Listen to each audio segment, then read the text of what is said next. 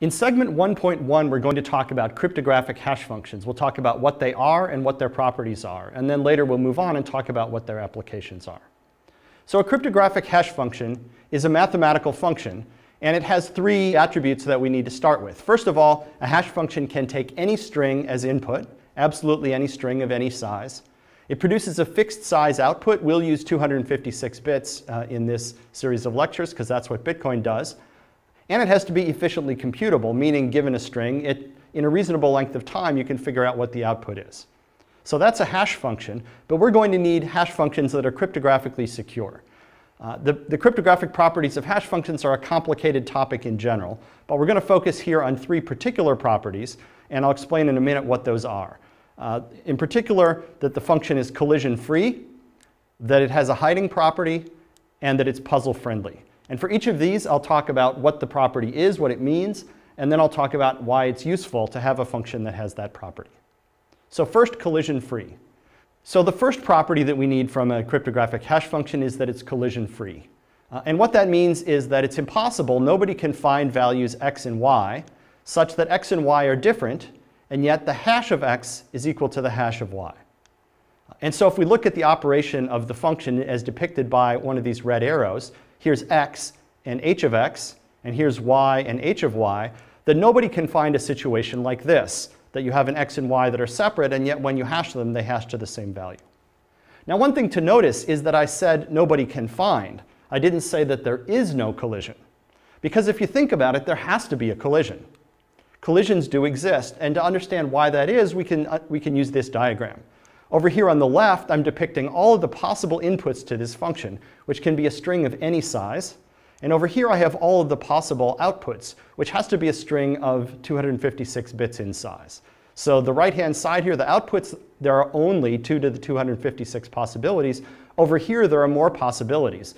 And so if you think that every point over here on the left is going to be mapped by an arrow to some point on the right, you can see that as you go from all the points over here on the left into the right, it has to get crowded, and in fact, that there have to be multiple values over here on the left that map to the same output over here. In fact, in general, there will be a very large number of possible inputs that map to any particular output. So collisions do exist.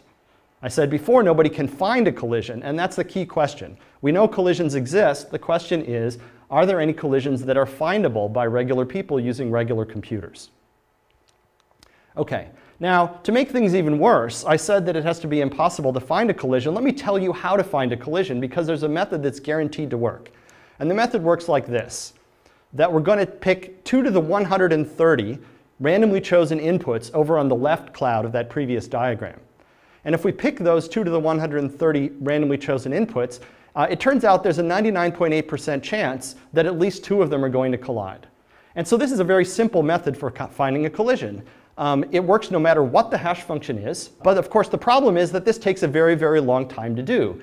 You have to compute the hash function 2 to the 130 times, and that's of course an astronomical number. This method works no matter which hash function we're using. There's still a 99.8% probability that this works, and if it doesn't work, just try it again. It'll probably work the next time. But this doesn't really matter, and the reason it doesn't really matter is that this procedure takes 2 to the 130 steps in order to get to that high probability. So we can say something like this. We can say that if every computer ever made by humanity was computing since the beginning of the entire universe up to now, the odds that they would have found a collision is still infinitesimally small. So small that it's way less than the odds that the Earth will be destroyed by a giant meteor in the next 2 seconds, which didn't happen. Okay, so we know how to find a collision, but this method takes too long to matter. The question is there some other method that could be used on a particular hash function in order to find a collision? And that's the question that is harder to answer. Is there a faster way to find collisions? Well, for some possible values of hash functions, of course there are. For example, if our hash function were to simply take the input modulo 2 to the 256, that is, it just selected the last 256 bits of the input, then we would know an easy way to find a collision. One collision would be the values 3 and 3 plus 2 to the 256. So for some possible values of the hash function, it's very easy to find a collision. For others, we don't know. Now, one thing I need to note is that there's no hash function in existence which has been proven to be collision-free. There are just some that people have tried really, really hard to find collisions and haven't succeeded. And so we choose to believe that those are collision-free. Okay. Now, what good does collision freedom do us? If we can assume that we have a hash function that is collision-free, then we can use that hash function as a message digest. And what I mean by that is the following, that if we know that x and y have the same hash, then it's safe to assume that x and y are the same. Because if someone knew an x and y that were different that had the same hash, of course that would be a collision. Since there's not a collision that we know of, then knowing the hashes are the same, we can assume that the values are the same. And this lets us use the hash as a kind of message digest. Suppose, for example, that we had a file, a really big file, and we wanted to be able to recognize later whether another file was the same as the file we saw the first time. Right? So one way to do that would be to save the whole big file, and then when we saw another file later, just compare them.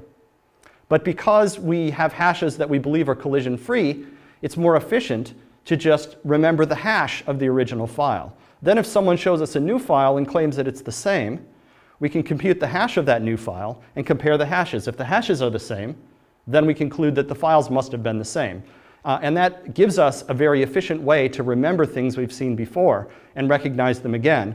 And of course, this is useful because the hash is small. It's only 256 bits, while the original file might be really big.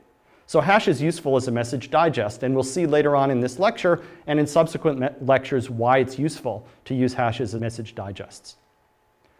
So the second property that we want from our hash function is that it's hiding. And the property that we want is something like this, that if we're given the output of the hash function, that there's no feasible way to figure out what the input x was. The problem is that this property doesn't exactly hold. And to understand why that's the case, let's look at this example. So here, what we're going to do is an experiment where we flip a coin, and if the result of the coin flip was heads, we're going to return the hash of the string heads, and if the result was tails, we're going to return the hash of the string tails. And now we're going to ask someone who didn't see the coin flip but only saw this hash output to figure out what the string was that was hashed. That, of course, is going to be easy. It's easy in this scenario to find what the input string was. It's easy to find x. You simply compute the hash of the string heads and the hash of the string tails, and you see which one you got. And so in just a couple of steps, you can figure out what x was. So the reason this example failed, that is the reason why an adversary was able to guess what the string was that there were only a couple of possible values of x. And so if we're going to have a hiding property like this, it needs to be the case that there's no value of x which is particularly likely. That is, x has to be chosen from a set that's in some sense very spread out, so that this method for the adversary of just trying all the possible values of x, or just trying a few values of x that are especially likely, is not going to work. So the hiding property that we are going to need to set up is a little bit more complicated. And the way we're going to fix this problem with the common value x, like heads and tails, is we're going to take the x and we're going to put next to it, we're going to concatenate with it a value r, which is chosen from a distribution that's really spread out. And so this h of r concatenated with x, that means take all the bits of r and put after them all the bits of x. And so what we're going to say is, given the hash of r together with x, that it's infeasible to find x, and that this will be true in the formally stated property that if r is a random value chosen from a distribution that has high min entropy, then given the hash of r concatenated with x, it's infeasible to find x. And what does high min entropy mean? Well, it captures this intuitive idea that r is chosen from a distribution that's really spread out. And what that means specifically is that there's no particular value that r could have had that would occur with more than a negligible probability. So for example, if r is chosen uniformly from among all of the strings that are 256 bits long, then any particular string was chosen with probability 1 in 2 to the 256, which is truly a negligible value. So as long as r was chosen that way, then the hash of r concatenated with x is going to hide x. And that's the hiding property that the hash function will be deemed to have. OK, now let's look at an application of that hiding property. And in particular, what we want to do is something called a commitment. And this is kind of the digital analogy of taking a value, a number, and sealing it in an envelope and putting that envelope out on the table where everyone can see it. Now, when you do that, you've committed to what's in the envelope, but you haven't opened it. It's secret from everyone else. Later, you can open the envelope and get out the value, but it's sealed. So commit to a value and reveal it later. We want to do that in a digital sense. So to be more specific about what is the API that we're going to provide here, the commitment API looks like this, that there are two things you can do. First, you can commit to a message, and that's going to return two values, a commitment and a key. Think of the commitment as the envelope that you're going to put on the table, and the key as a secret key for unlocking the envelope. Then later, you allow someone else to verify, given a commitment and given a key which you've told them in the meantime, and the message, they can verify that that commitment, key, and message really do go together, and this will return true or false. Okay, now to seal MSG in an envelope, what we do is we commit to the message, and that returns a commitment and a key, and then we publish the commitment. That's putting the envelope on the table. Now later, to open the envelope, what we're going to do is publish the key and the message that we committed to, and then anybody can use this verify call with the commitment that we published previously, the key and message that we just announced, to check the validity of our opening the envelope. Okay. And the property, of course, we want from this is that it behaves like sealing an envelope. And in particular, the two security properties are these. First, given COM, the commitment, the envelope on the table, that someone just looking at the envelope can't figure out what the message is.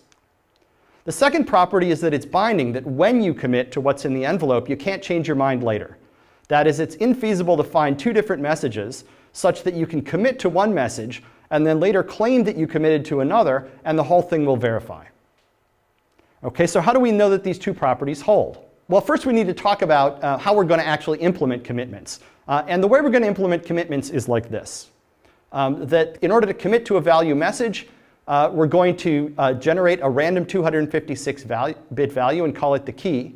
And then we're going to, as the commitment, return the hash of the key concatenated together with the message. And as the key value, we're going to return h of this key. And then later, to verify, someone is going to compute this same hash of the key they were given, concatenated with the message, and they're going to check whether that's equal to the commitment that they saw. Okay, so this is a way of using hash functions both in the commitment and in the verification. So now the security properties, if we go down to the security properties that were at the bottom of the previous slide, and we just plug in the definitions of how we're going to implement this here, that is, this used to say COM, given COM, infeasible defined message, we just plug in what COM is. COM is the hash of key concatenated with message. And similarly down here, this is what happens when we take what was written there before and plug in the definition of verify in COM. Okay, so now what these properties become, the first one is given h of key concatenated with message, it's infeasible to find message. Well, it turns out that that's exactly the hiding property that we talked about before. Key was chosen as a random 256-bit value, and therefore the hiding property says that if we take the message and we put before it something that was chosen from a very spread out distribution, like I said, a random 256-bit value, then it's infeasible to find the message. So this is exactly the hiding property. And this one down here turns out to be exactly the collision-free property. So that if someone can find two messages which have the same hash like this, well, then they have an input value here and an input value there that are different, and yet those have the same hash. And so because of the two security properties we've talked about for hashes so far, this commitment scheme will work in the sense that it will have the necessary security properties. Okay, so that's the second security property of hashes, that they're hiding, and the application of that is commitments. The third security property we're going to need is that they're puzzle friendly. And this is, again, a little bit more complicated, but let me just go through it a bit by bit. That for any possible output value y that you might want from the hash function, we're going to use y as an output value of the hash later, that if k is chosen from a distribution that has high min entropy, that is, k is chosen randomly from some set that's super spread out, then there's no way to find an x such that the hash of k and x is equal to y. So what this means is basically that if someone wants to target the hash function, if they want it to come out to some particular output value y, that if there's part of the input that is chosen in a suitably randomized way that it's very difficult to find another value that hits exactly that target. So the application we're going to use of this is we're going to build a search puzzle. And what that means is we're going to build a mathematical problem which requires searching a very large space in order to find the solution, and where there's no shortcuts, a way to find a good solution other than searching that large space. That's a search puzzle. To be more specific, the idea is that if we're given a puzzle ID, which is chosen from some high min entropy distribution, that is some very spread out probability distribution, and we're given a target set y, which someone wants to make the hash function fall into, then we want to try to find a solution x, so that if we hash the puzzle ID together with the solution x, we get a result that's in the set y. So the idea is y is a target range or set of hash results that we want. ID specifies a particular puzzle, and x is a solution to the puzzle. And the puzzle-friendly property here implies that there's no solving strategy for this puzzle, which is much better than just trying random values of x. And so if we want to pose a puzzle that's difficult to solve, that we can do it this way, as long as we can generate puzzle IDs in a suitably random way. And we're going to use that later when we talk about Bitcoin mining. That's the sort of computational puzzle we're going to use. OK, so we've talked about 3 properties of hash functions and 1 application of each of those.